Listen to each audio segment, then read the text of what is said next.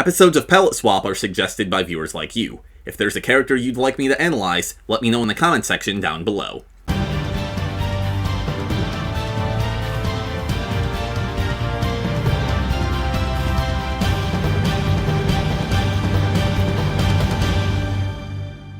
Good morrow everyone, Soulcalibur here, and welcome back to Palette Swap, where I rank the costumes and character designs of your favorite fighting games. And by your favorite fighting games, I mean my favorite fighting games, and by my favorite fighting games, I mean Soulcalibur. Today, we're looking at the world's least stealthy ninja, Yoshimitsu. But before we begin our analysis, here's a quick refresher course on who Yoshimitsu is and what we should be looking for in his character designs. Yoshimitsu is the most powerful warrior among the Manji clan of ninjas, who are rumored to know ancient magical techniques. The daimyo Oda Nobunaga requested an alliance with the Manji clan, but they politely declined, wishing to stay out of the warring states' conflict. Unfortunately, if they would not be Nobunaga's allies, they would be his enemies. The Manji clan was massacred, and Yoshimitsu, the sole survivor, got Star Wars'd. Replacing his arm with a wooden prosthetic, he fashioned himself after a demon and began mercilessly avenging his clan. He initially sought the cursed sword Soul Edge, but when he saw the death and destruction left in the wake of its wielder, Nightmare, he realized that using it would make him no better than those he despised. After some deep meditation, he had a change of heart. The best way to avenge his clan, he decided, was not to kill their killers, but to protect the weak and defenseless, so that such a tragedy may never befall again. He reformed the Manji clan, now as a Robin Hood-esque band of noble thieves, and eventually passed his sword onto a young warrior who took up the name Yoshimitsu, beginning a tradition that carries all the way into the modern day of the Tekken series. So, as I just mentioned, Yoshimitsu also appears in Tekken. In fact, he originated there, even though Soulcalibur obviously comes first chronologically. I'm not going to be ranking his Tekken costumes in this video because we would be here all day, but I do want to briefly cover his appearances in the Tekken games prior to Soulcalibur 1 so that we know what the artists were working with. In Tekken 1, Yoshimitsu wore simple armor with a hanya mask and long red hair. His 2P had the same head but bulkier samurai-style armor. His Tekken 2 1P was similar to his Tekken 1 1P, but he no longer had visible hair and now wore pants in a shade. His 2P was closer to his original look. His Tekken 3 1P shared the silhouette of his Tekken 2 1P, but now had an alien, skeletal appearance in a green hue.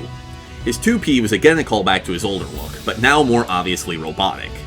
So in the early Tekkens, we see a clear and consistent evolution of a single design, with occasional callbacks to earlier designs. So let's see what happened in Soulcalibur. His Soulcalibur 1 1P is simple but effective. He's wearing pretty standard samurai armor, but the green, red, and purple color scheme makes it stand out and is befitting of his eccentric personality. Like in Tekken 1, he's wearing a hanya mask, but now accompanied by a kabuto or samurai helmet. The hanya mask is perfect for Yoshimitsu, because it's used in Japanese no theater to represent a character becoming vengeful. Also, from a purely aesthetic perspective, it looks simultaneously frightening and whimsical, which is Yoshimitsu to a T. This costume doesn't do anything stand out, but it's solid. It's what I would expect out of an ancient version of Tekken's Yoshimitsu. 8 out of 10. I'm not as fond of his 2P. I like the color scheme as it fits Yoshimitsu's personality while also being totally different from his 1P. And it's cool that his prosthetic arm is more obvious, but that's where the compliments end. He has a very basic silhouette, aside from his blousy pants which look more like Aladdin than a ninja. His mask is the same as his 1P's but in a different color, which looks fine but shows a lack of creativity, especially compared to his later designs. And his hat just looks goofy to me. To be fair, I don't know what kind of hat this is, so it might have some sort of cultural significance that is flying over my head like a ninja copter, but it takes away any intimidation factor his hanya mask would otherwise provide.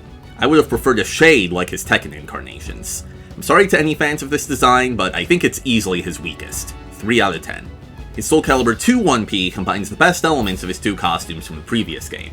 He has pretty much the same silhouette as his old 1P, but his color scheme is that of his old 2P, and like in that costume, his mechanical arm is on full display.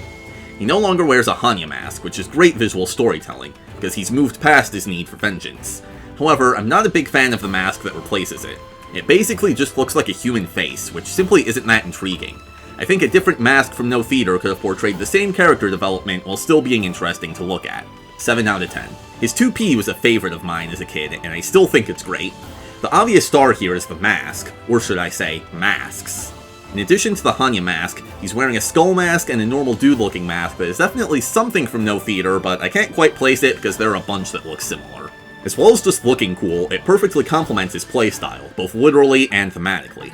Literally, he's often spinning around, so you get to see all three masks a lot, and thematically, his game plan is to be tricky and hard to read, as someone with three faces would be. Everything from the neck down is pretty simple, but I actually think that's for the better. With a head this over the top, a complicated body could have easily made the design too busy. 8 out of 10. His Soulcalibur III 1P returns to the color palette of his Soulcalibur I 1P.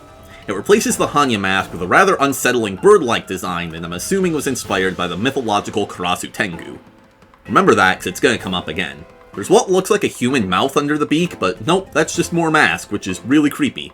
I prefer this costume's concept art, as it's more heavily armored and uses some unique shapes, but the version we got is still a 6 out of 10. This is possibly the strangest costume that Yoshimitsu has had in either Soulcalibur or Tekken, and that's really saying something. I mean, just look at this. His head is an octopus with a skull mask on the front. It even, wobbles around when he moves. It's absurd.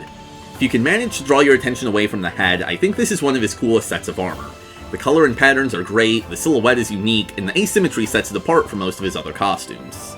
Wacky designs like this are polarizing, and I would not blame you for hating it, but this is exactly the sort of thing that I love about Yoshimitsu. 9 out of 10. I used to dislike his Soulcalibur IV 1P because the colors are muted, the mask is uninteresting, and the helmet is a goofy shape. And while I think those criticisms still apply, I gained a newfound appreciation for this costume when I learned how deeply rooted it was in Japanese culture.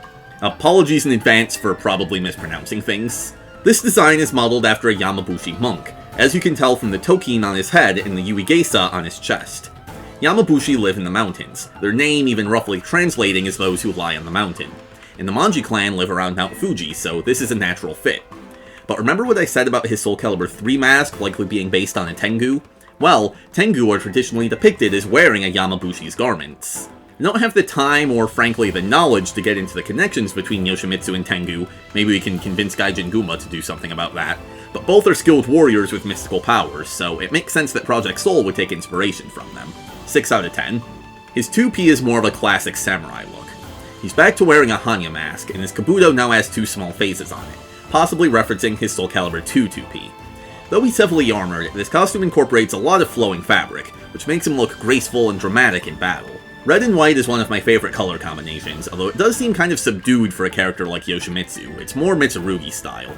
It's also lacking in the pattern department, especially in comparison to his Soulcalibur III 2P. 7 out of 10. Soulcalibur V is the first and last appearance of Yoshimitsu II. His 1P seemingly takes some inspiration from his Soulcalibur IV 2P, but it's a brighter red and utilizes a gold flame motif. He's wearing a hanya mask, but it's split down the middle and can slide apart to reveal a skull mask underneath. I don't know what the practical purpose of this would be, maybe scaring your opponent, but it's fun. I just wish the costume had a bit more of that strange Yoshimitsu flair. 8 out of 10. His 2P is another one based on Japanese culture, and this time around I didn't have to do any sleuthing because the artist explained it in the new Legends of Project Soul. He's based on Senju Kannon, who you may know by the Chinese version of the name Guan Yin. She's an important figure in Buddhism, and we can see a ton of Buddhist inspiration in this design, such as the third eye, the lotus, and the, Buddha on his head. He even has a few extra arms, because Senju Kannon is supposed to have 1,000 arms. Speaking of arms, his mechanical arm has been extended to include part of his torso, which is a cool touch, although it does look a bit too modern for my taste. The costume is primarily bright green with some red and gold accents, which is the vibrancy that he's been sorely lacking since 3. 7 out of 10. Soulcalibur VI is a reboot of the series, and most of its character designs are based on those of Soulcalibur 1. But for Yoshimitsu, Project Soul's artists went even further back to Tekken 1. His armor is sleeker than ever, he's back to wearing a hanya mask, and for the first time in Soulcalibur, he has long red hair. This costume emphasizes his demonic side, which is perfect for a younger Yoshimitsu who is still consumed by vengeance. His color palette is darker, he's covered in bone and eyeball motifs, and his eyes and mouth glow with green fire. Wait a minute. Glowing eyes, eyeball motifs, dark blue armor, and long red hair. Where have I seen that before? That's right, this version of Yoshimitsu looks like Nightmare. I have no idea if this was intentional, but it makes sense, because a major catalyst for his character development is the realization that he's becoming like Nightmare. All symbolism aside, he just looks super cool. This is easily my favorite Yoshimitsu design, and probably my favorite Soulcalibur VI design. 10 out of 10. I promise, there's not going to be a 10 out of 10 in every video, but we started out with some really great characters. Soulcalibur VI doesn't have any alternate costumes, but it does have alternate colors. His color 2 actually has a bit of lore, as it's used in his Soul Chronicle to represent the evil spirit of his sword. It has an overall darker color palette and changes his green glow to pink. This is a great looking alternative and is also a 10 out of 10. His color 3 is green, presumably based on the glow of his color 1. It still looks good, but there's less variety in the color scheme, which is less interesting. 9 out of 10. In theory, I should say the same thing about his color 4, but it's silver and red and I'm biased, so 10 out of 10. And with that, we have ranked every single Yoshimitsu costume. His character designs always take a big swing, and sometimes he strikes out, but other times he knocks it out of the park. I hope those analogies were right, because I don't sports ball. But that's just my opinion, so what do you think? Let me know in the comment section down below if you agree or disagree with any of my rankings. Also, let me know which character you'd like to see next. For episode 4, we'll be mixing things up a bit and talking about a Tekken character, Kazuya Mishima, as requested by the aptly named Kazuya Sakiya. In the meantime, thank you so much for watching, I hope you enjoyed, and until next time, I bid thee Shikizoku! Zaku!